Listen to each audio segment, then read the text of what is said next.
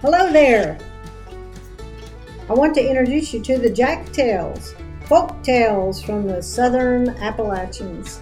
I was introduced to the Jack Tales at Wesley Woods Camp back in 1982. But I wanted to share these with you. The Jack Tales are really stories from the mountains of North Carolina. But I'm no professional storyteller, but they're really fun stories, and I would like to share them with you, but I will be reading them because I don't have a North Carolina dialect. However, I'll do my best. Richard Chase collected the Jack Tales in the mountain country of Carolina, where they've been handed down for generations. Everyone knows the story of Jack and the Beanstalk. This book contains 18 stories about Jack, many of them still completely new to the average reader. And what adventures Jack has! He outwits and conquers giants with 1, 2, 3, and 4 heads. He meets and proves himself equal of witches, kings, magic bulls, and beautiful and mysterious maidens. And as we go about with him, as he does these extraordinary things, we are in the southern mountains of America, and Jack is just as any American mountain boy. Most notable about the Jack Tales is their cycle form. It is always through the little feller Jack that we participate in the dreams, desires, ambitions, and experiences of a whole people. His fantastic adventures arise often enough among the commonplaces of existence, and he always returns to the everyday life of these farm people of whom he is one. There is nothing fantastic about Jack himself, even though he is many times aided by forces as mysterious as those with which he contends. In the series of these tales, he meets and conquers in his way all the varied real and imaginary enemies of a highly spiritual folk, never heroic, but always ready and willing in a modest, dryly gay fashion. Hope you enjoy the Jack Tales. Jack and the Bean Tree. Now this tale is about when Jack was a real teensy boy. He was a sort of a puny young'un then, and he was a-crying one day when his mother was a-sweeping the house. She didn't pay much mind. She just kept on a-sweeping the floor. Happened she swept up a right big-sized bean. So she picked it up, and she gave it to Jack to hush him up and get out of the way. "Here, run and plant this bean," she says. "It'll make you a bean tree." So Jack ran out and planted it and didn't cry any more that day. Next morning, he went out real early to see how it was a-getting on. Came running back in and told his mother, "That bean tree's plumb through the ground and it's done growed up knee-high." "Why, Jack," said his mother, "why, you lying puppy." And she slaps him. Well, Jack, he cried. But when his mama got the house cleaned up, she looked out and saw it was like Jack said. And she felt sorry.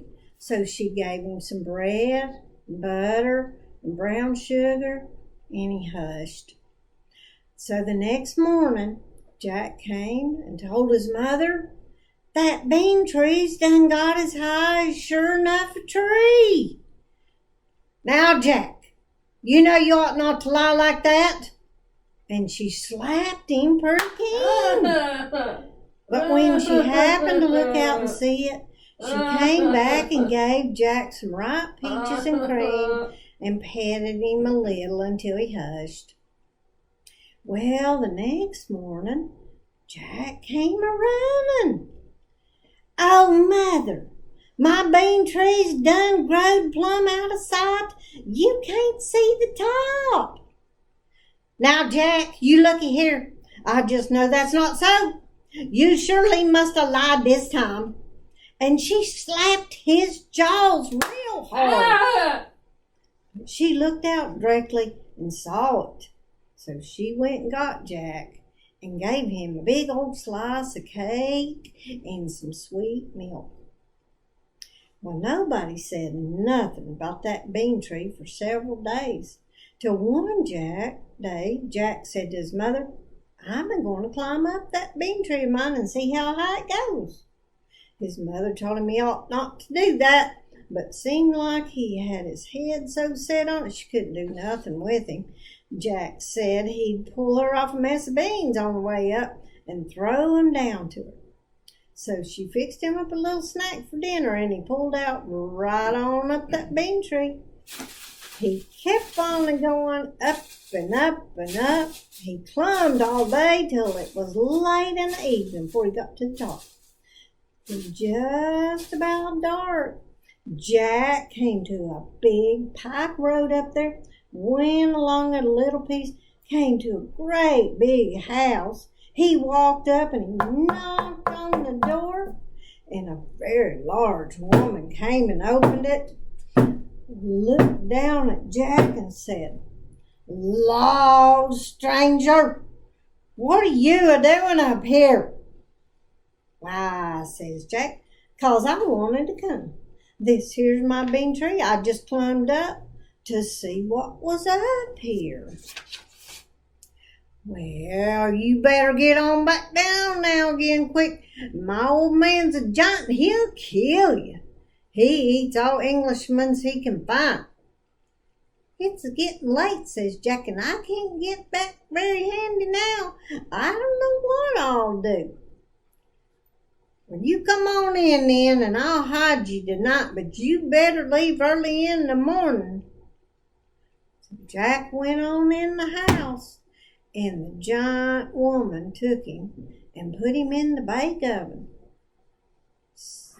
through the oven door, set the lid over. Where's the lid? The old giant came in directly, looked around and says, "Hey, Bob, oh, Bob, I smell the blood of an Englishman, being he alive or being he dead. I must have me some." The old lady says, "No, you don't smell no Englishman.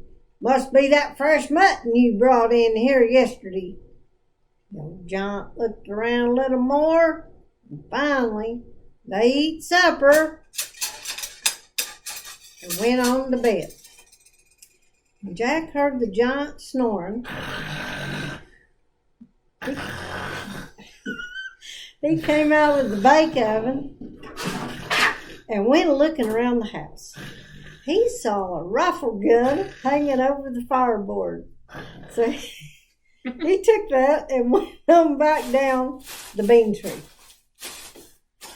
Jack played around with that rifle gun a few days till he began to get sort of tired of it. Then he decided he'd go back up and see what else he could find.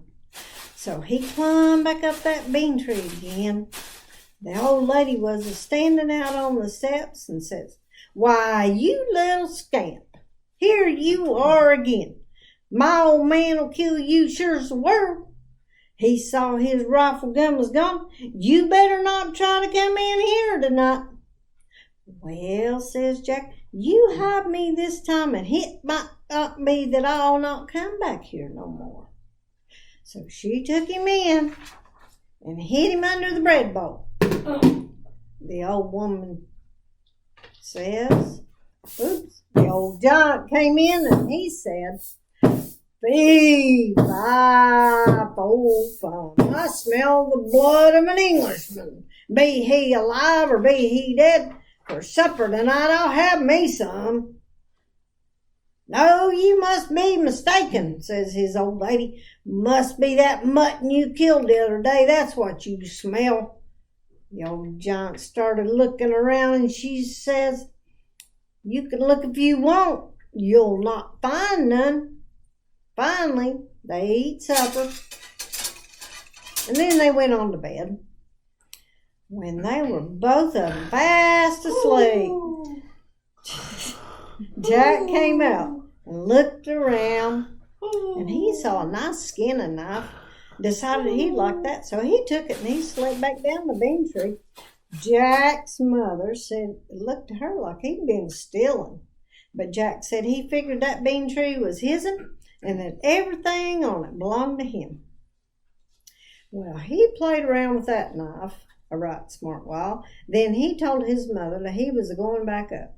But he said this would be his last trip. Said there was just one thing that he wanted up there. Now Jack took the hand axe and cut the bean tree in half through, left the axle laying by the tree. Then he climbed up to the giant's house again. That old woman opened the door and said, "Why, buddy, what in the world are you doing up here again? My old man missed that knife, and he'll sure kill you if he finds you here this time." "You better not speak too sharp," says Jack. "This here bean tree belongs to me, not to you." Says, "I reckon you'll just have to hide me again somewhere."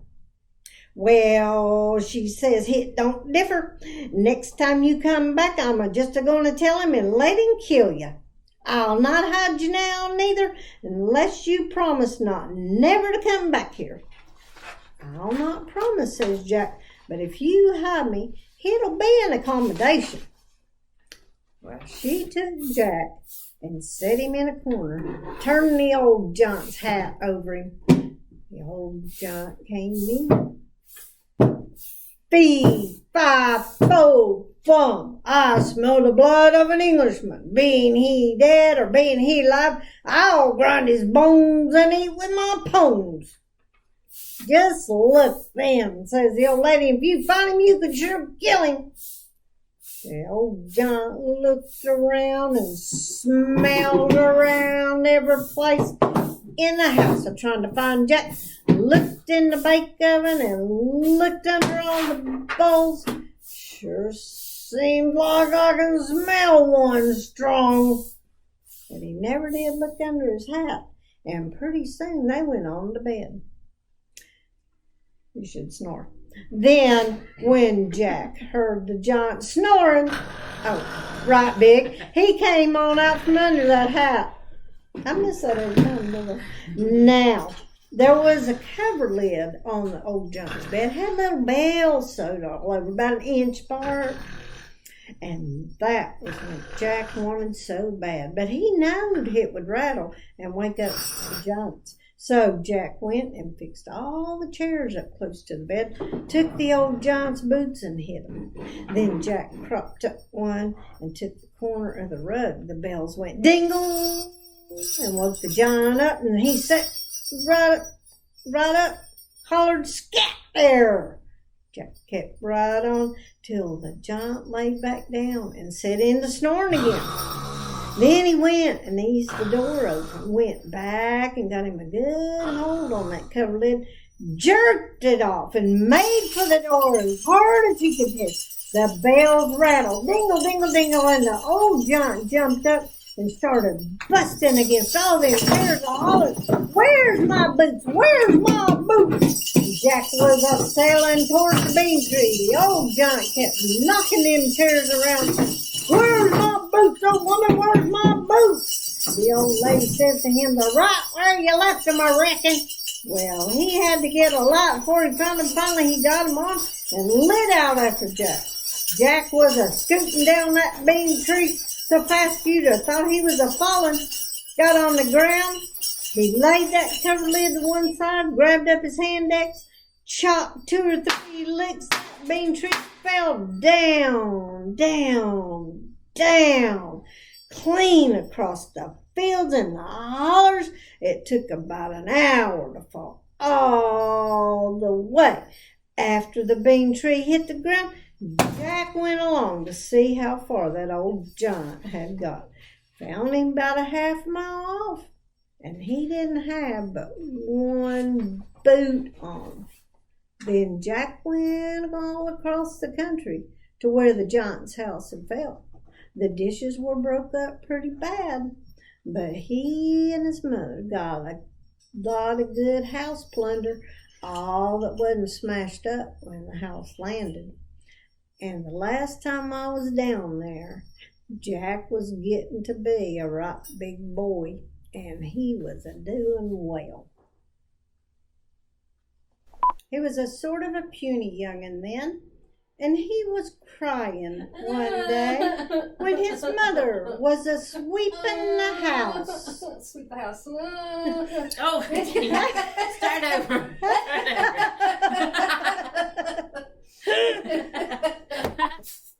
Just went on a sweeping the floor. Happened. She just swept up a right big size bean. Here's the bean. There it is. Wait. Should you have the bean? Maybe I should.